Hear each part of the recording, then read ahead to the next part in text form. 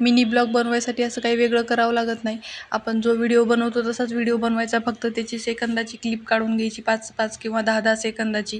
तर आज आपण पण ट्राय करणार आहोत. मग आता मसाले भात बनवायचा होता, त्याच्यासाठी मी घेतलं होतं थोडंसं सोयाबीन वगैरे भिजून घेतलं आणि म्हणलं मग तयारी करून घ्यावी.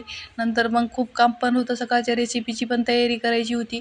मग सोयाबीन वगैरे घातलं भिजायला. म्हणलं आता मस्त भाताला फोडणी वगैरे द्यावी. त्याच्यासाठी एक कांदा घेतला होता, एक टोमॅटो, एक शिमला मिरची, थोडंसं फ्लावर, पत्ताकोबी हे सगळं व्यवस्थित कट करून घेतलं.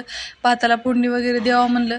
मग त्याच्यात रियांशिकाचं झालं की मम्मी मी भात नाही खाणार आहे. मग त्यासाठी एका पोळीचं कणिक वगैरे मळून घेतलं. तिला म्हणलं एक चपाती लाटून द्यावं. मग ती म्हणली मम्मी तू तू ऑमलेट बनव, मी चपाती करते. मग म्हणलं ठीक आहे, तू लाट. ती व्यवस्थित लाटते पण आणि छान. आतापासून ती 5च वर्षाची आहे, तरी पण ती खूप सारी मदत होती तिची मला. मग तिनं मस्त पोळी वगैरे लाटली. पूर्ण नाही लाटता आली तिला, कारण थोडंसं पीठ जास्त होतं आणि छोटी असली तर तिला लाटते. मग तेवढी पोळी वगैरे लाटून घेतली, तिला बनवून दिली. एक चपाती बनवून दिली आणि एक अंड्याचं ऑमलेट करून दिलं. मी म्हणलं ती खाईल आता. मग मस्त मग म्हणलं आता तूप वगैरे बनवायचे, ते काढून ठेवलं होतं फ्रीजमधून दुपारीच. म्हणलं मग आता ते मस्त फेटून वगैरे घ्यावं, तूप वगैरे बनवावं, पहिले तिला जेवायला द्यावं. खूप काम होतं, सकाळच्या रेसिपीची तयारी पण करायची होती.